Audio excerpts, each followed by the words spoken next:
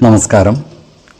വേദാംഗ ജ്യോതിഷത്തിലെ അമൂല്യമായ അറിവുകളും ആധ്യാത്മിക ജ്ഞാന ഉപദേശങ്ങളും പകർന്നു തരുന്ന പ്രശാന്തം ആസ്ട്രോ ചാനലിലേക്ക് ഏവർക്കും സ്വാഗതം. ഈ ചാനൽ ഇതുവരെയും സബ്സ്ക്രൈബ് ചെയ്യാത്തവർ ഇപ്പോൾ തന്നെ സബ്സ്ക്രൈബ് ചെയ്യുക. നോട്ടിഫിക്കേഷൻ ലഭിക്കുന്നതിനായി ബെൽ ബട്ടൺ അമർത്തുമല്ലോ. ഒപ്പം ചാനൽ ലൈക്ക് ചെയ്യുക, ഷെയർ ചെയ്യുക, കമൻറ്റ് ചെയ്യുക. കൊല്ലവർഷം 1200 ആണ്ടിലെ ചിങ്ങ സംക്രമം പൂരാടം നക്ഷത്രത്തിലാണ്. ചിങ്ങം 1-ാം തീയതിയിലെ ഗ്രഹനില അനുസരിച്ച് ഇടവം രാശിയിൽ സർവേശ്വരകാരകനായ വ്യാഴവും കുജനും ഗുളികനും, ചിങ്ങം രാശിയിൽ ആദിത്യനും ബുധനും ശുക്രനും, കന്നിയിൽ ശിഖിയും, ധനുരാശിയിൽ ചന്ദ്രനും, കുംഭത്തിൽ ശനിയും, മീനം രാശിയിൽ രാഹുവും സ്ഥിതി ചെയ്യുന്നു. പൂരുരുട്ടാതി നക്ഷത്രത്തിൽ ജനിച്ചവർക്ക് ചിങ്ങമാസം ഗുണദോഷ സമ്മിശ്രമായിരിക്കും. ഇവർക്ക് കർമ്മ മേഖലയിൽ കാര്യങ്ങൾ അനുകൂലമാണ്. ജോലിയുമായി ബന്ധപ്പെട്ട യാത്രകൾ നടത്തുവാനുള്ള യോഗം കാണുന്നുണ്ട്. എന്നാൽ യാത്രകളിൽ നിന്നും ഉദ്ദേശിച്ച ഗുണഫലങ്ങൾ ലഭ്യമാകുവാനുള്ള സാധ്യതകൾ കുറവാണ്. ഇവർ ഏർപ്പെടുന്ന എല്ലാ കാര്യങ്ങളിലും വിജയം വരിക്കുവാൻ സാധിക്കുന്നതാണ്. പലവിധ സ്ഥാനമാനങ്ങൾ വന്നു ചേരുവാനുള്ള സാധ്യതകളും കാണുന്നുണ്ട്. ബന്ധുജനങ്ങളിൽ നിന്നും വേണ്ടത്ര സഹായ സഹകരണങ്ങൾ ലഭിക്കാതിരിക്കുവാനുള്ള സാധ്യതകളും കാണുന്നുണ്ട്. അതിനാൽ ബന്ധുജനങ്ങളുമായി നല്ല സ്നേഹബന്ധങ്ങൾ നിലനിർത്തുവാൻ പ്രത്യേകം ശ്രദ്ധിക്കേണ്ടതാണ്.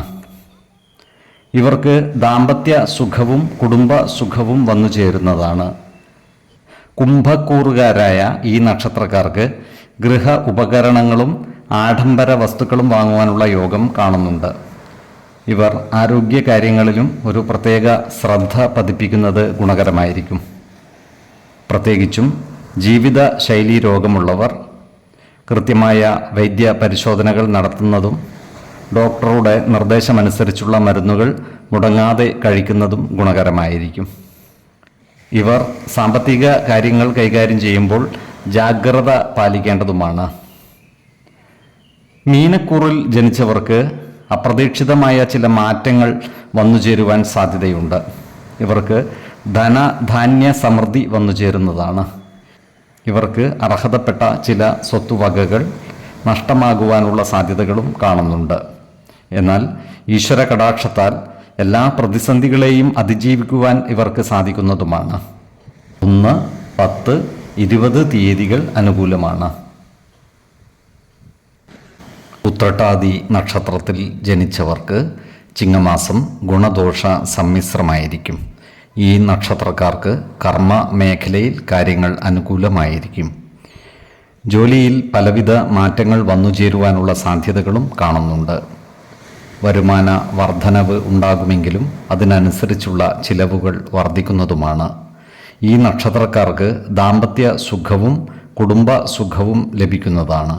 എന്നാൽ ഈ നക്ഷത്രക്കാർക്ക് എന്തു തന്നെ ലഭിച്ചാലും മനസ്സിന് സ്വസ്ഥത കൈവരിക്കുവാൻ സാധിക്കാതെ വരുന്നതാണ്.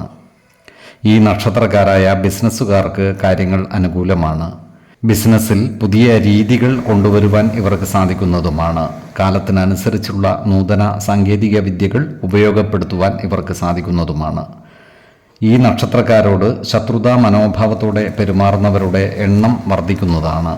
ഇത്തരക്കാരെ തിരിച്ചറിഞ്ഞാൽ ഇവരുമായി സ്നേഹ സൗഹൃദ ബന്ധങ്ങൾ നിലനിർത്തുവാൻ പരമാവധി പരിശ്രമിക്കേണ്ടതുമാണ്. കലാസാഹിത്യ രംഗങ്ങളിൽ പ്രവർത്തിക്കുന്ന ഈ നക്ഷത്രക്കാർക്ക് കാര്യങ്ങൾ അനുകൂലമാണ്. ഇവർക്ക് കൂടുതൽ അവസരങ്ങൾ ലഭിക്കുന്നതുമാണ്. അതുപോലെ ഇവർക്ക് സമൂഹ മനസ്സിൻ്റെ അംഗീകാരം നേടിയെടുക്കുവാൻ സാധിക്കുന്നതുമാണ്. ഈ നക്ഷത്രക്കാർ ആരോഗ്യകാര്യങ്ങളിൽ ഒരു പ്രത്യേക ശ്രദ്ധ പുലർത്തുന്നത് ഗുണകരമായിരിക്കും.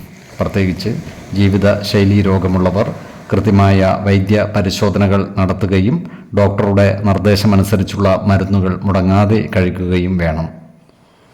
5, 10, 26 തീയതികൾ അനുകൂലമാണ്.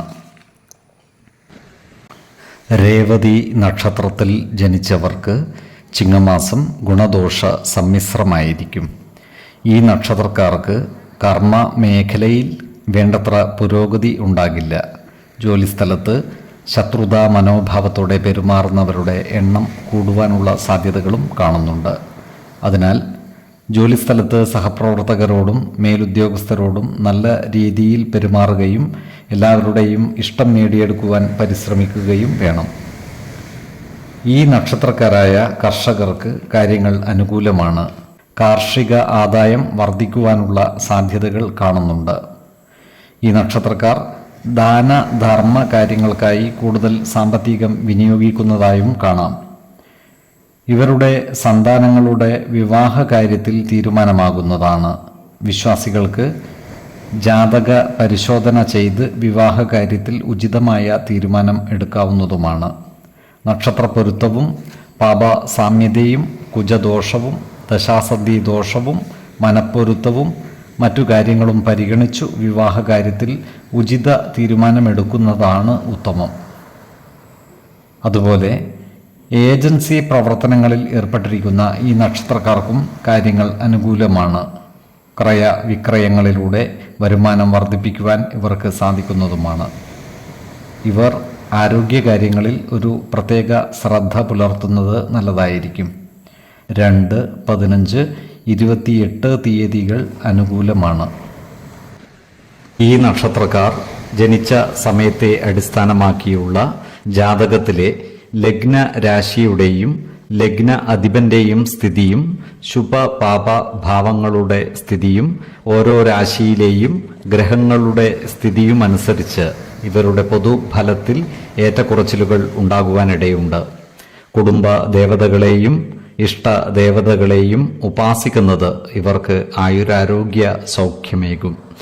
ഇഷ്ടദേവതാ മന്ത്രം 108 തവണ ദിനംതോറും ലിഖിത ജപം ചെയ്തു വരുന്നത് ഇവർക്ക് സർവ ഐശ്വര്യങ്ങളുമേകും.